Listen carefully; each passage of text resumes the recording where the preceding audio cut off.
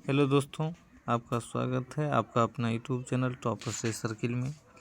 आज हम क्लास 12 के अध्याय 4 के कुछ महत्वपूर्ण ऑब्जेक्टिव के बारे में अध्ययन करेंगे, जिसमें पहला प्रश्न है त्वरित आवेश उत्पन्न करती है। त्वरित आवेश क्या उत्पन्न करती है? तो वह विद्युत चुम्बकीय तरंग उत्पन्न करती है।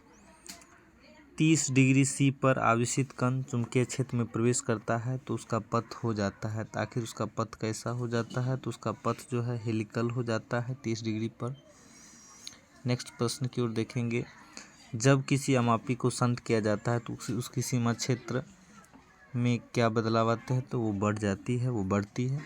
नेक्स्ट प्रश्न की ओर चलेंगे। 1 एम्पीयर परिसीमा के एक अमापी के प्रतिरोध 0.9 ओम है, जिसका परिसर 10 एम्पीयर करने के लिए आवश्यक संट होगा।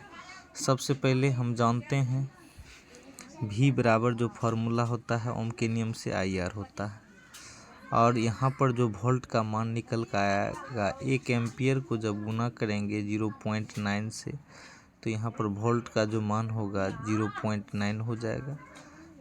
अब पुनः हम ओम के नियम का प्रयोग करेंगे, जिसमें धारा का जो मान होगा वह 1 एम्पीयर से 10 एम्पीयर बढ़ाना है। तो आखिर 1 एम्पीयर से 10 एम्पीयर बढ़ाना है तो परिवर्तन कितना करना है? तो 10 में से घटा लेंगे। इसका मतलब यहाँ पर जो धारा का मान हो जाएगा 9।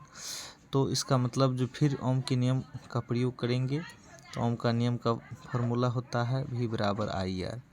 अब देखिए V का वैल्यू कितना है? 0.9 हो जाएगा, बराबर I का वैल्यू अभी जस्ट निकाले हैं 9 हो जाएगा, और R या कैपिटल R का जो मान प्रतिरोध या शंट का जो मान होगा R हो जाएगा।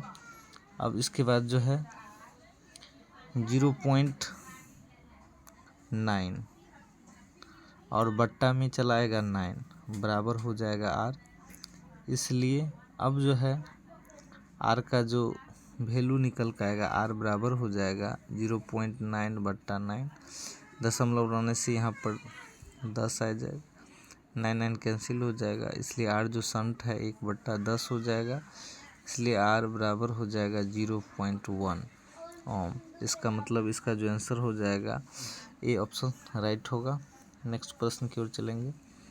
विद्युत धारा के चुंबकीय प्रभाव की खोज किसने की? तो चुंबकीय प्रभाव की खोज जो है और ऑर्स्टेड वैज्ञानिक ने की। नेक्स्ट प्रश्न की ओर चलेंगे। धारावाही वृत्तीय कुंडली के केंद्र पर उत्पन्न चुंबकीय क्षेत्र रहता है, तो वह जो चुंबकीय क्षेत्र जो रहता है कुंडली के तल के लंबवत होता है। इसका आंसर भी सही होगा।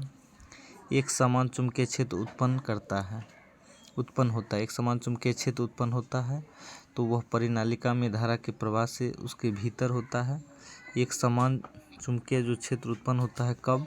जब परिनालिका में धारा के प्रवाह से उसके भीतर होता है। नेक्स्ट प्रश्न की ओर चलेंगे। लॉरेंट बल की दिशा ज्ञात करने का नियम क्या है?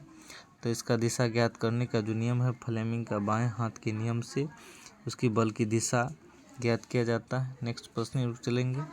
एक तार में विद्युत धारा पश्चिम से पूर्व की ओर प्रवाहित हो रही है, जो कि उत्तर की दिशा की दिष्ट चुंबकीय क्षेत्र में रखा है, तो तार पर कार्यशील बल की दिशा क्या होगी? तो कार्यशील बल की जो दिशा होगी ऊर्ध्वाधर ऊपर की ओर होगी। नेक्स्ट प्रश्न की ओर चलेंगे। एक गैल्वेनोमीटर को आमीटर में बदलने के लिए जोड़ा जाता है, आखिर उसको किस में जोड़ा जाएगा? गैल्वेनोमीटर को आमीटर में बदलने के लिए उसको समांतर क्रम में जोड़ा जाएगा। नेक्स्ट प्रश्न की ओर चलेंगे। एक गैल्वेनोमीटर को वोल्ट मीटर में परिवर्तन किया जा सकता है, आखिर वोल्ट मीटर में कब कैसे परिवर्तन किया जाएगा गैल्वेनोमीटर को? तो श्रेणी क्रम में उच्च प्रतिरोध में जोड़ने पर उसको वोल्ट मीटर में परिवर्तित किया जा सकता है। एक गैल्वेनोमीटर को श्रेणी क्रम में उच्च प्रतिरोध पर जोड़ने पर। एक वोल्ट मीटर को अमीटर में बदला जा सकता है, तो यह अमीटर में तब बदला जा सकता है इसके समांतर क्रम में निम्न प्रतिरोध में जोड़ने पर वोल्ट मीटर को अमीटर में बदला जा सकता है।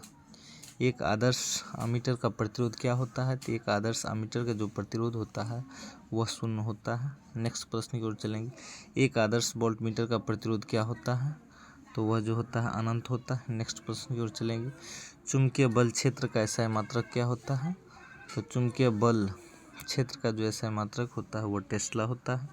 नेक्स्ट हम प्रश्न की ओर चलेंगे। किसी ऊर्ध्वाधर तार में विद्युत धारा प्रवाह नीचे से ऊपर की ओर हो रहा है। यदि किसी इलेक्ट्रॉन पुंज को क्षैतिज तार की ओर भेजा जाए तो उसमें विक्षेप होगा। उसमें जो विक्षेप होगा वह विक्षेप होगा ऊपर की ओर होगा। इसका आंसर भी होगा राइट आंसर। सो दोस्तों, हमारे चैनल को लाइक, सब्सक्राइब एवं शेयर करना ना भूलें। So thanks.